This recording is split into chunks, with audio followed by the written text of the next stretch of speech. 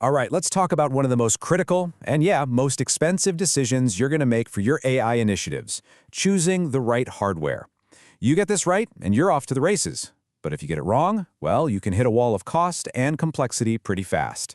So today, we're going to walk through a framework to help you pick the perfect AI accelerator for what you need to do. Okay, before we dive in, just a quick heads up.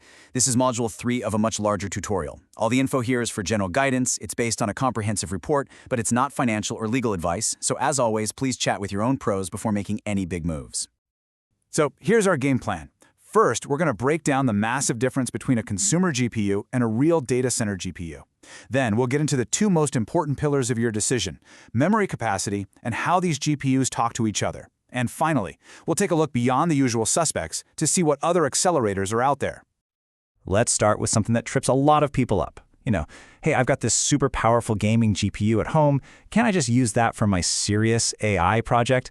And look, for tinkering, maybe. But for enterprise-grade, production-level AI, the answer is a hard no. Let's break down exactly why. The differences here are just night and day, and they go way beyond just raw speed. First off, memory, VRAM. Your top-tier gaming card might have 24 gigs. A data center card like an H100, it starts at 80. But it's not just the amount, it's the type. Data center cards have what's called ECC memory. This is huge. It automatically corrects tiny little errors that could silently corrupt your entire model over a long training run.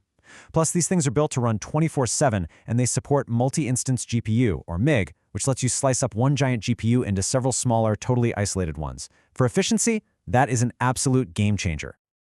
And that memory point leads us straight into our first pillar, memory capacity. I want you to think of this as the single biggest gatekeeper for your AI goals. For so many projects, it's not the compute power that stops you in your tracks, it's just flat out running out of memory.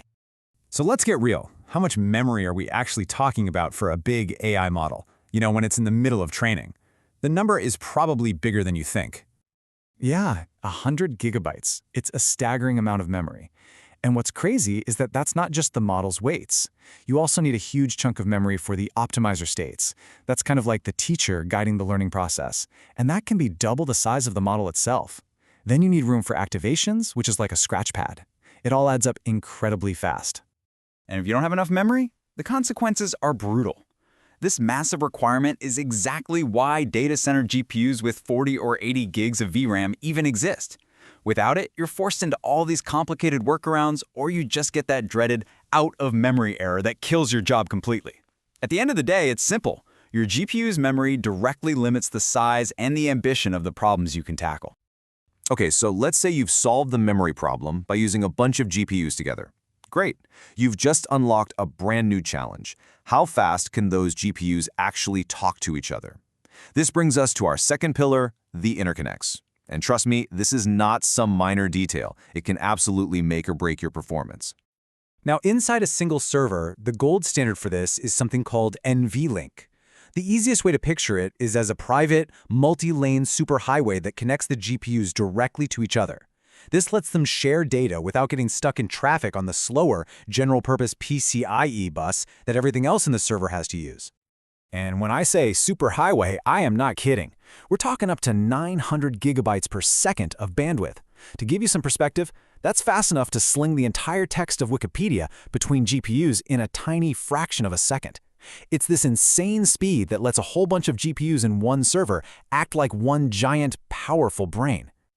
But what happens when your model is so enormous it doesn't even fit on the 8 GPUs in a single machine? Well, then you have to scale out across multiple servers. And at that point, the network between the servers becomes your bottleneck. This is where you absolutely need specialized high-speed networking, like InfiniBand. And the big cloud providers, they all have their own versions of this, like AWS's EFA or Azure's InfiniBand instances. For large-scale training, these are completely non-negotiable. The report we're pulling from really says it best. If you ignore how your nodes are connected, your performance will just hit a brick wall. You'll keep adding more servers, but your training time won't get any faster, because your super expensive GPUs are just sitting around, waiting for data to arrive. It's literally the fastest way to just burn money. So, you've probably noticed we've focused a lot on NVIDIA. And that's for a very good reason. They're the dominant player in this space. But they are not the only game in town. The whole world of AI accelerators is blowing up, and it's really important to know what other options are starting to pop up. You've got Google's TPUs, for example, which are absolute monsters for workloads built on their own frameworks like TensorFlow and JAX. AWS has been developing its own custom chips, Trainium for training and Inferentia for inference, and these can give you a really nice price-to-performance edge if you're all in on their cloud. And of course, we're seeing some really competitive stuff coming from AMD with their MI series and from Intel with their Gaudi accelerators. But, and this is a really, really big but, there's a huge catch, and its name is CUDA. See, NVIDIA's massive mature software ecosystem is its secret weapon. So many AI tools, libraries, and models are just built from the ground up to run on it. If you choose a non-NVIDIA accelerator, you absolutely have to calculate the cost of migrating your software, debugging new issues, and just working with a less mature system. That has to be part of your total cost analysis.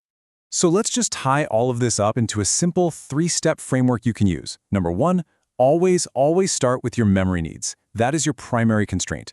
Number 2, figure out your interconnect needs. Are you scaling inside one server or across a whole fleet of them? And number 3, look at the whole ecosystem, the software, the tools, the community support, not just the raw hardware specs on a page. And that kind of leaves us with one last big thought to chew on. This entire field is moving at a blistering pace. The choices are complex, and the hardware that looks like the best option today might be old news in 6 months. So the real question isn't just about picking the right accelerator for today. It's about building a strategy that's flexible enough to adapt to the wild ride of tomorrow.